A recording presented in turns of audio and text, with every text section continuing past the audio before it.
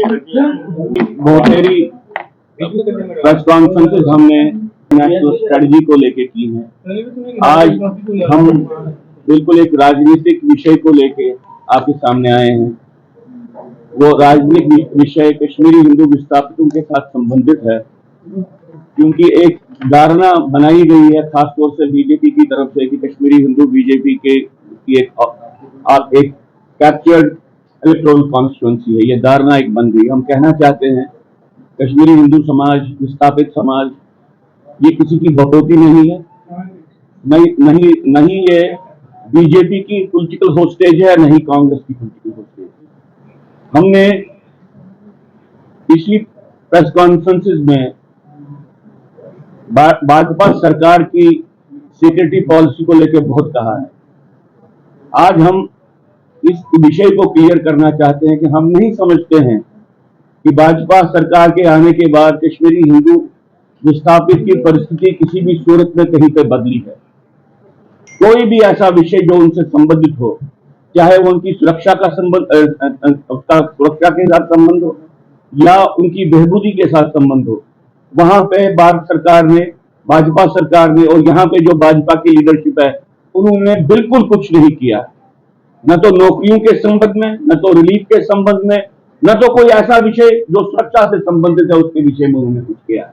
मैं आपको ये कहना चाहता हूं कि एक भ्रांति है कि प्राइम मिनिस्टर्स एम्प्लॉयमेंट पैकेज को इन्होंने इंप्लीमेंट किया। पहली बात, जिसको प्राइम मिनिस्टर्स एम्प्लॉयमेंट पैकेज कहते हैं, वो पुरानी सरकारों ने शुरू किया। वो भाजपा की कोई बकौती नहीं। भाजपा उसको इवन पूरी तरह से इंप्लीमेंट करने में अभी तक भी असफल रही है। दूसरी बात, वो कोई एम्प्लॉयमेंट पैकेज नहीं है, एक किस्म से बंधुआ मजदूरों को तैयार करने की एक पॉलिसी थी। किसी तरीके से उनकी हालात का इस्तेमाल करके उनको कश्मीर में उस राजनीतिक तंत्र के हवाले किया जाए जिन्होंने वहां पे अलगाववाद को लाया, क्योंकि भारत सरकार उसी राजनीतिक तंत्र के साथ बार बार समझौता करती आ रही है। ये लोग, न तो इनको पेंशन की कोई सुविधा है, न तो इनको ट्रांसफर की कोई सुविधा है ऐसे एम्प्लॉइज की, और न तो इनमें इनको कोई कैरियर प्रमोशन की सुविधा है। ऐसे ऑर्डर्स निकाले गए हैं जो ऑर्डर्स उनको वर्चुअली जहां पे वो इस वक्त हैं वहीं पे वो रहेंगे। तो मैं समझता हूं कि टोटलिटी में एम्प्लॉयमेंट पॉलिसी नहीं है, एक बंधुआ मजदूरों की पॉलिसी है। किसी तरह से उनको वहां पे कश्मीर के राजनीतिक तंत्र के हवाले करने की एक पॉलिसी है। रिलीफ के मामले में भी पिछले 10 साल में, और रिलीफ में आपको कहना चाहता हूं, एक छोटे से वर्ग को मिलता है।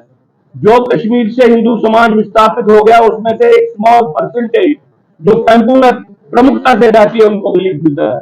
और महंगाई का सवाल छोड़िए, बाकी सारी चीजें जो होगी उनके लिए बिल्कुल एक निष्ठुर बन के खड़ी है ये सरकार, और उनके लिए कुछ नहीं किया। जम्मू में ऐसे लोग जो घर के बगैर हैं, उनके लिए जब कोई प्रोग्राम आता है तो अंदर से ही भारतीय जनता पार्टी के भीतर लोग उसको रोकने की कोशिश करते हैं। जो ये भ्रम है कि भारतीय जनता पार्टी बहुत जबरदस्त कश्मीरी हिंदुओं के लिए करी, हम कश्मीरी हिंदुओं का ये एहसास बिल्कुल नहीं है। हमको लगता है कि भाजपा में जो लोग जम्मू कश्मीर की पॉलिसी चलाते हैं, वो लोग, उनका एक बायस है, एक सोशल प्रोफाइलिंग है कश्मीरी हिंदू विस्थापित के बारे में, कश्मीरी पंडित के बारे में खास तौर से। और ये जो ये बायस है, ये दिन ब दिन घना होता जा रहा है। जब से इनके प्रमुख आए हैं अरुण कुमार जैसे लोग, तब से यहाँ पे जम्मू कश्मीर में ही जो हिंदू संबंधित जो भी विषय हैं वो विषय पीछे चले गए हैं। और ये बिल्कुल एक लीगल तरीके से किया गया। बहुत से लोगों के वोट, उनकी जो कॉन्स्टिट्यूएंसी बदल दी गई उनके पूछने के बगैर, प्राइवेट लोगों को डिप्लॉय किया गया। भाजपा सरकार कहीं पर समझती है कि ये एक कैप्चर्ड इलेक्टोरल कॉन्स्टिट्यूएंसी है, उनके जेब में है, और जब भी जहां पर भी उनको जरूरत पड़े वो इसका इस्तेमाल करें। वो हिंदू है। जम्मू के हिंदू के साथ भी विश्वासघात हुआ और कश्मीर के हिंदू के साथ भी विश्वासघात हो रहा है। हम समझते हैं कि शायद नई सरकार इन विषयों को अपने संज्ञान में ले ले, क्योंकि उनको जानना चाहिए कि पुराने इलेक्शन में एकदम से जो पार्लियामेंट्री इलेक्शन 20% वोट बीजेपी का कम हो गया है। और ये समझ के हम उनके सामने बात को चेता रहे हैं कि भाई, हम लोग, आप जो भी विश्वासघात कर रहे हैं उसको समझ रहे हैं। बहुत बार हम राष्ट्रीय हित को ध्यान में रख के चुप करके बैठते हैं, लेकिन अब आने वाले समय में एक एक्टिव पॉलिटिकल कंटेस्टेशन होगी बीजेपी की पॉलिसीज की। बस ये कह के मैं अपना निवेदन समाप्त करता हूं।